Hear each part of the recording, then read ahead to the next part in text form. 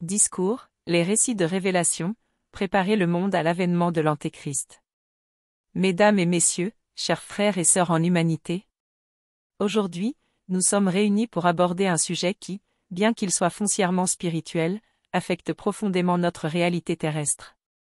Depuis des siècles, les récits de révélation, qu'ils soient issus des traditions chrétiennes, juives, musulmanes ou de toute autre croyance, ont mentionné la venue d'une figure omniprésente dans les prophéties, l'Antéchrist.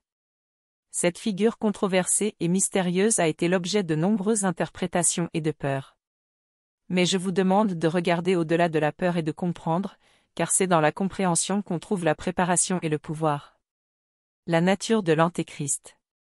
L'Antéchrist est souvent décrit comme un être de grand mal, dont l'arrivée annoncerait le commencement de la fin des temps tels que nous les connaissons.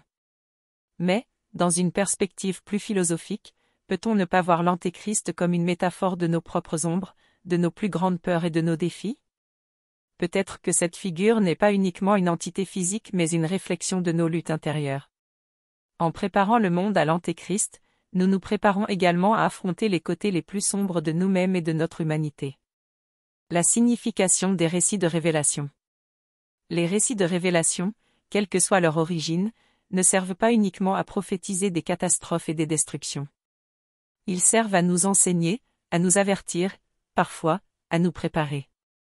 Ces histoires sont tissées dans le tissu même de notre espoir et de notre capacité à persévérer. Elles nous rappellent que même dans les heures les plus sombres, il y a toujours une lueur d'espoir. La préparation au monde à l'Antéchrist, c'est donc également préparer notre esprit et notre cœur à la résilience et à la foi. Préparation spirituelle et matérielle. La préparation spirituelle implique de se reconnecter avec nos croyances et nos valeurs profondes. Cela signifie chercher à comprendre, à pardonner et à aimer inconditionnellement.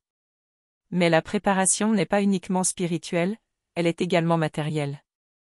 Préparer le monde, c'est aussi construire des communautés fortes, solides et soutenables. Cela signifie travailler ensemble pour créer un monde plus juste et plus égalitaire. Conclusion. Mes amis, chers compagnons de voyage sur cette terre, je vous invite à regarder l'avènement de l'Antéchrist non pas comme une fatalité ou une fin, mais comme un rappel de notre responsabilité envers nous-mêmes et envers notre planète. Dans un monde qui s'y a oublié l'importance de la compassion, de l'empathie et de l'amour, soyons-nous les prophètes de notre propre salut. Préparons le monde non à la destruction, mais à la renaissance. Non à la peur, mais à l'espoir. Car dans la lumière de la compréhension et de l'amour, même l'Antéchrist peut devenir un messager de transformation et de renouveau. Merci.